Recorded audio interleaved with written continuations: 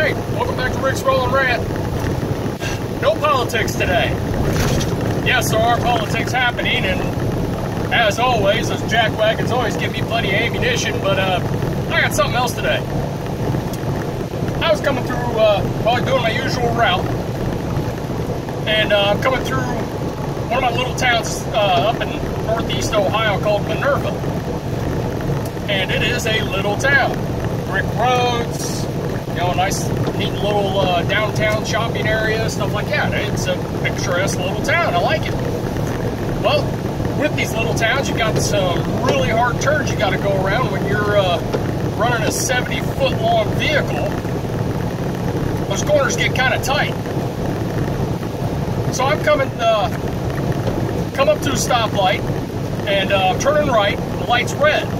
And this is something a lot of you may not know, that even though a traffic light may not state that it's a no turn on red, for a semi it might be, because if that semi has to cross into oncoming lanes of traffic in order to make that corner, it is a no turn on red for that semi. So, like a responsible, professional truck driver, I sit there and I wait for the light to turn green.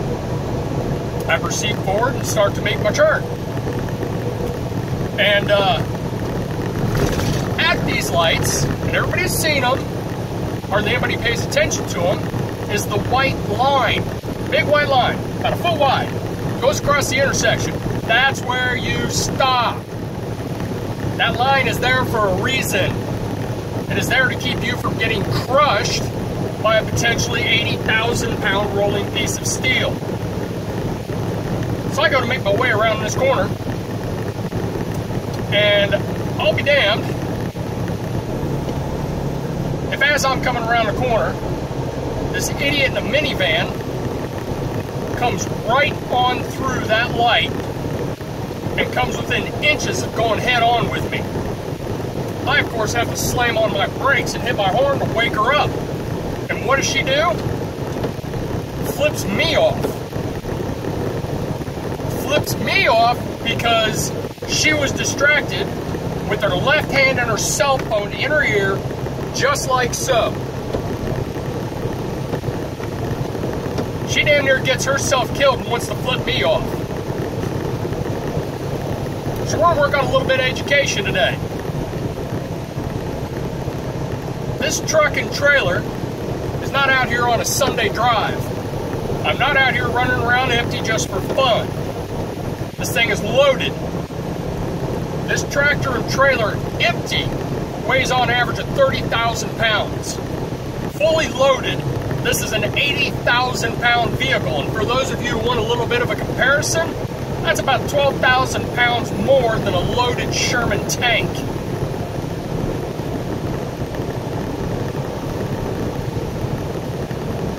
People cut us off, tailgate us, pass us on our blind side. And by the way, left side is passing side. Right side is suicide.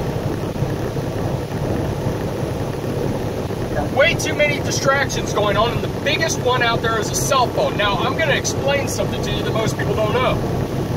For a professional driver, me, guys who are out here doing this for a living, I've been trained professionally, licensed professionally. I am a professional driver. Professional drivers are not allowed to have or not allowed to use a handheld cell phone while the vehicle is moving. If we are caught, we're looking at a $2,500 fine. This little piece of equipment right here, it is not a fad. It is not a fashion statement. It is an integral piece of safety equipment. And I'll tell you what I'm gonna do. I am so sick of having to save people's lives from committing suicide by truck every single day. I am gonna start petitioning my congressmen and senators, governors, whoever it is I have to do, to make handheld cell phones illegal for everyone. You may not like it. You may laugh at me, oh, that's never going to happen. Yeah, well, you never know until you try. NHTSA. That's the Safety Administration for the U.S. You can go look these numbers up because I did. 3,450 people died in 2016 from distracted driving because of a cell phone. Kids are dying every day. But you know what the stupid part is? All of us are forced to wear seat belts. Even though whether or not I decide to wear my seatbelt has absolutely zero implications on the safety of other drivers. Now, your all's use of a cell phone, because you're not paying attention to what's going on, trying to merge into traffic when you can't see what's going on, does have a direct impact on my safety, has a direct impact on the safety of other drivers, has a direct impact on the lives of other drivers. 3,450 people died in 2016 from distracted driving. Died. Those are the deaths. That does not count the over 391,000 injuries because of distracted driving. That's not alcohol-related deaths.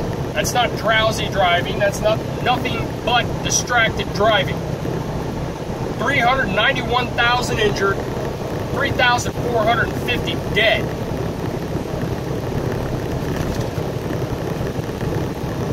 You cannot operate your vehicle safely with one hand.